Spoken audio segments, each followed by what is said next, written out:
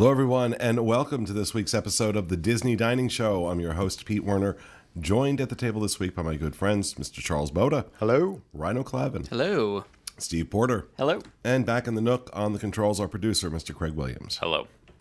So this week, we're going to continue our Pick Six theme. This is where each member of the team will have a chance. Today is Steve's opportunity to pick six of their favorite restaurants, one in each theme park, one at Downtown Disney, and one at the resorts. So we're going to turn it over to Steve. What's your pick? Okay, what so are your picks? I will say I just revised my list because Craig totally changed my mind on this whole thing.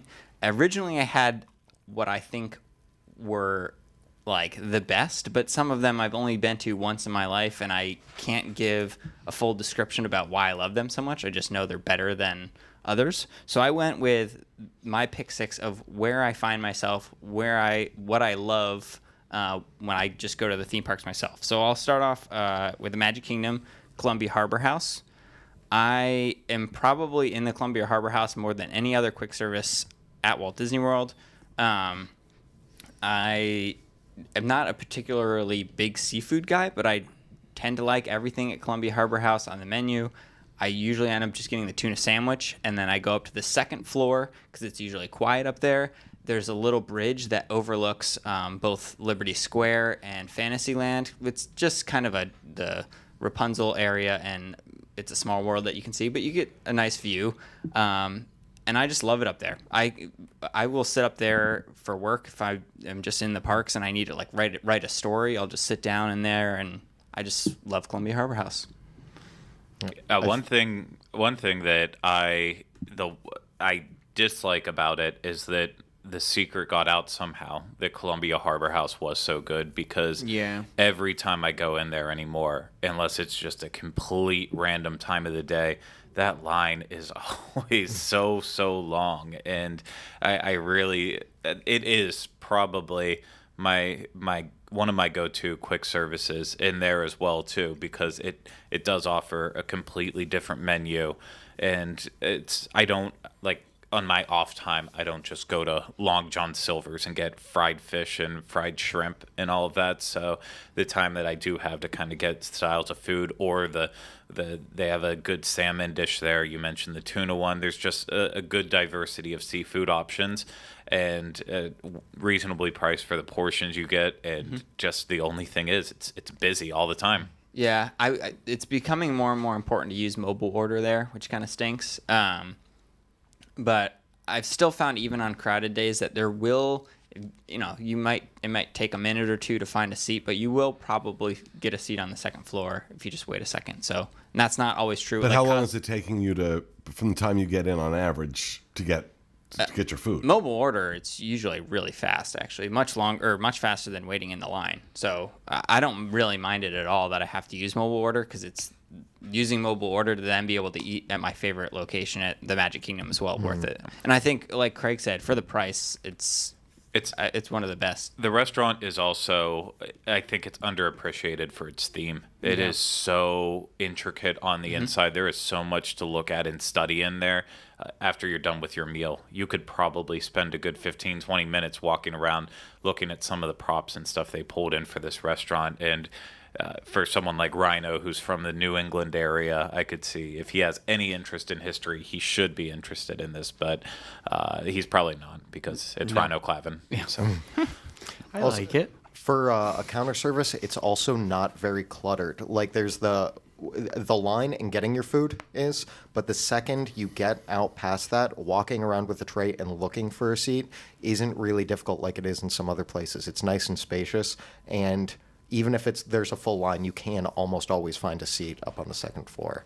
And Steve's in line when he says how often he goes there. I think almost every single time I'm at the parks with Steve, if we're in Magic Kingdom, we go to Columbia Harbor House. All right. So moving down to Epcot, I say a place I didn't know about for a long time for some reason was Katsuwa Grill in the Japan Pavilion in Epcot. It's kind of tucked away on the opposite side of Tokyo Dining and Tempenedo and everything else. Up on a hill. It's that up you on a have to get hill, to, yeah, and there's like a little koi pond, and you kind of can overlook it if you've haven't really ventured up that hill before. But there's good teriyaki. I think it's a teriyaki dish, and there's the beef udon. That's my go-to. I like the ramen up there is good too. Yeah, I haven't tried the ramen, Oh, so you that'll should. have It's to be my good. next Yeah. go-to. But I always get the beef udon, so yeah. And Well, then they serve sushi up there too, don't they? I think they have a sampler, but it's not a full sushi bar. Yeah. yeah, it's not what I go to for sushi. I always get the beef udon, and then I go outside. There's little koi ponds, and it's like just randomly quieter than the rest of Epcot over there. It's which really I- nice at night too, because the lighting goes like the lights in Lantern. Japan kind of come on, the lanterns come on, and it's just kind of a cool. It's like what you say, like a little tucked away, little hideaway. Yeah, it feels like exclusive, even though it's not. Yeah, So, the food's delicious, but really the seating area on the outside. Don't sit inside. Yeah. Just go outside and enjoy and relax that area. If you're lucky, the drummers will come out, and you'll get to hear the show. You won't necessarily see it, but it's one of those moments eating up there where you can actually feel completely immersed into that pavilion while still being outside, because it's just everything's cut off from the world. It's a really good place. All right. So this next one, I'm actually stealing this from Craig because I had the hardest time thinking of a place to go at Hollywood Studios. And Pete, you're gonna probably like rip my head off, but I'd rather eat a Starbucks sandwich at Hollywood Studios than about. Oh, I thought you were anywhere going to else. go Pizza Rizzo, and no, I was just yeah. going to fire you. No. I mean, and this is simply due to the fact that there is nothing good. I mean, unless you have the money to afford Brown Derby, I don't have that money to just go to Brown Derby every time I go, which that would be great. But so if you're going on a budget, honestly, either leave the park and go get food somewhere else, or resort to eating Starbucks sandwiches. I mean, it's sad, but that's just the state of Hollywood Studios right now. Hopefully, when Star Wars Land and I think Andy's Andy's Lunchbox. Yeah. I've seen some things on that menu that look really good, so I feel like this is gonna be. The booze in the lunchbox. I do think that this is gonna be a little. This will change by the end of the summer, and I feel like it'll probably be Andy's Lunchbox, and then once Star Wars Land opens, it'll probably be the quick service there. But Well, there are some redeeming aspects of Red Trolley Cafe. After the bakery closed down across the street, they moved a lot of the classic desserts over into Starbucks. So it is more than just your standard Starbucks bagged breakfast sandwiches that they throw in their heaters and warm up for you. You have all the specialty cupcakes. I think that's where they're doing the now deformed version of the carrot cake cookie, which they've just completely changed recently. But it does offer more. So while it is a nearly ludicrous answer, it could be Pizza Rizzo. So I mean, it is what it is. What else was I supposed to pick? Kind of a thing. Animal Kingdom, Satula Canteen. I think that it's probably one of the best quick services at Walt Disney World. It offers totally unique things that allows me to. And this is in the Pandora section. In the Pandora section, yes. A lot of people know I like mac and cheese and simple foods, but this offers things that kind of let me venture outside of that in the quick service realm, and I still really like them. Like the cheeseburger pods, I guess, are just cheeseburgers, but even the bowls are really, really good. So, and the theming in there as well kind of just goes well with the rest of the land. So, I mean, we kind of talked about this on your pick 6, but I totally agree. Satula Canteen. Because I'm right. And then moving over to Disney Springs, I like Homecoming or whatever I'm supposed to call it. Fried chicken, really anything in there is good. I think the first time we went, we didn't have the best experience, but since then, every time I've gone, I've liked everything there. I like the deviled eggs. Deviled eggs are good. I also like the bar in there. They have these cool refillable drink things that I found out about that you buy. Yeah, those are cool. They're the $20 drink refill. Yeah, you buy things? like a $22 drink refillable thing, and then anytime you go back, you can get free unlimited soda, or You can pay the price for just the smaller glass, $12, to get the giant tumbler filled up. So that's always a good deal. And apparently you won't get stopped bringing in drinks to the AMC. So you can if you have one of those little tumblers, you can get a soda refilled in there and then just walk into the AMC, and they don't say anything like normal movie theaters do.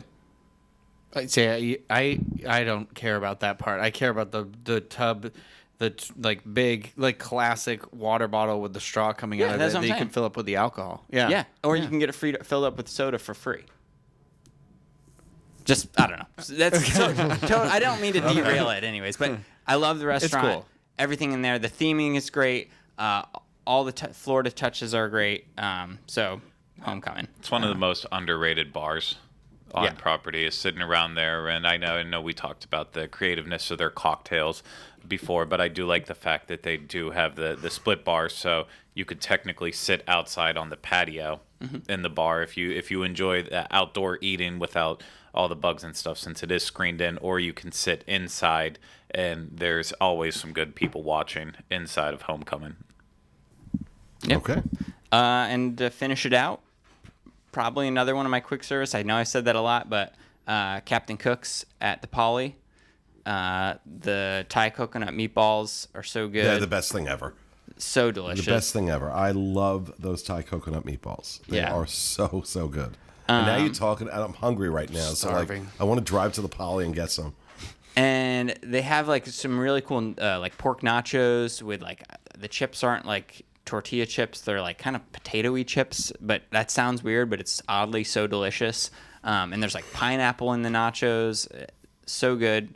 And then for breakfast there, they have Tonga toast and everything else that you would ever want at Walt Disney World. So yeah, Captain Cook's is probably one of my favorite, if not my favorite, quick service, right up there with Columbia. Well, it probably beats out Columbia Harbor House, actually. So that makes it easy for me to pick that. It's also, I will stop there before I go into the Magic Kingdom a lot if I, have been to Columbia Harbor House recently and I don't want to have that again. I'll stop there before I go in and then get my food and go on my way. Do you like Captain Cook's better than Satula Canteen? Oh. Yes, I will say I do. Wow. Yeah. You disagree, Rhino? Oh yeah, completely. I think it's just a matter of taste and food, though, maybe. But I also feel like Satula Canteen, as much as I like, whatever, I don't care about Avatar, but I think that's the best quick service maybe on property, because it has a lot of variety and a lot of since it's so customizable, the options can be intermixed so well, and I feel like there's a lot of fresh and healthy options there, as well as creative options with the cheeseburger pods and everything. And I don't know, I just feel like I would always choose to eat there. And I obviously agree, because Satula Canteen was on my list for Animal Kingdom. Yeah. But I just have it just slightly, that's on my taste. There's still a lot of good things at Captain Cook's. Besides the menu itself, I love the entire theming of the restaurant. And once they did the refurb years back, they added in all the travel posters for the different islands, which is really amazing. But in my opinion, while there are amazing items, like we've already said, the meatballs, some of the sandwiches are good in there, Captain Cook's really screwed it up after they changed the recipe for their pulled pork nachos. They added that weird cheese sauce in that just never really went right. It used to be one of my favorite things to get property-wide, and then just went downhill. Plus, they took off the grown-up grilled cheese, which was one of the biggest losses that they ever had. And then the ultimate was taking away the Dole Whip machines on the inside. That's fair. Because there's still pictures of me out there where I would have it piled up about a foot tall. And I know it was overly ridiculous. I am part of the reason why we lost it, but I'm also part of the reason why I'm helping out the people who went in and just got the one little bit. Nope, I'm good with that. They needed to get more. But I came in to help them with that. But Captain Cook's still good. I think just it has slightly decreased in my favor over time. But I would still never hesitate to eat there ever. I love Captain Cook's. I will agree about the Dole Whips. That is really frustrating, but I still love it. So, anybody disagree with any of Steve's picks? I think you made some pretty solid choices, actually, for once in your life. Yes, Randall's approval. No offense to your wife, because I was not directed at her. That's what I felt like after I said it. Michaela, you're wonderful. All right, so there you have it. Those are Steve's pick 6 selections for his favorite restaurants in the Walt Disney World theme parks, Downtown Disney, and the Disney resorts. And that will do it for our show for this week. We hope you enjoyed it. We'll be back with you again next week with another edition of the Disney Dining Show. Have a great week, everybody.